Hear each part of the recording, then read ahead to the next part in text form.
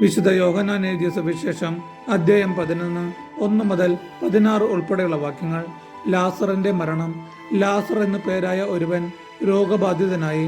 ഇവൻ മറിയത്തിന്റെയും അവളുടെ സഹോദരിയായ മർത്തയായുടെയും ഗ്രാമമായ ബഥാനിയയിൽ നിന്നുള്ളവനായിരുന്നു. ഈ മറിയമാണ് സുഗന്ധ തൈലം കൊണ്ട് കർത്താവിനെ പൂശുകയും തന്റെ തലമുടി കൊണ്ട് അവന്റെ പാദങ്ങൾ തുടയ്ക്കുകയും ചെയ്തത്. ഇവളുടെ സഹോദരൻ ലാസറാണ് രോഗബാധിതനായത്. കർത്താവെ, ഇതാ അങ്ങ് സ്നേഹിക്കുന്നവൻ രോഗിയായിരിക്കുന്നു എന്ന് പറയാൻ ആ സഹോദരിമാർ അവന്റെ അടുക്കിലേക്ക് ആളയച്ചു. അത് കേട്ടപ്പോൾ യേശു പറഞ്ഞു, ഈ രോഗം മരണത്തിൽ അവസാനിക്കാനുള്ളതല്ല, പ്രത്യുത ദൈവത്തിന്റെ മഹത്വത്തിനും അതുവഴി ദൈവപുത്രൻ മഹത്വം പ്രാപിക്കുന്നതിനും വേണ്ടിയുള്ളതാണ്. യേശു മർത്തയായെയും അവരുടെ സഹോദരിയെയും ലാസറിനെയും സ്നേഹിച്ചിരുന്നു.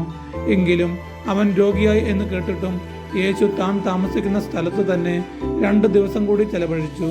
അനന്തരം അവൻ ശിഷ്യന്മാരോട് പറഞ്ഞു, നമുക്ക് വീണ്ടും യൂദയായിലേക്ക് പോകാം. ശിഷ്യന്മാർ ചോദിച്ചു, ഗുരു, യഹൂദർ ഇപ്പോൾ തന്നെ നിന്നെ കല്ലെറിയാൻ അന്വേഷിക്കുകയായിരുന്നല്ലോ, എന്നിട്ട് അങ്ങോട്ട് പോവുകയാണോ? യേശു പ്രതിവചിച്ചു, പകലിന് 12 മണിക്കൂറല്ലേ?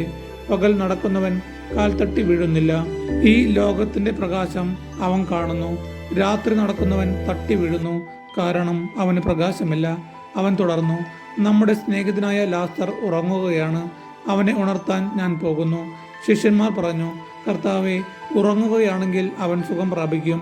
യേശു അവന്റെ മരണത്തെക്കുറിച്ചാണ് സംസാരിച്ചത്, എന്നാൽ നിദ്രയുടെ വിശ്രമത്തെക്കുറിച്ചാണ് അവൻ പറഞ്ഞതെന്ന് അവർ വിചാരിച്ചു.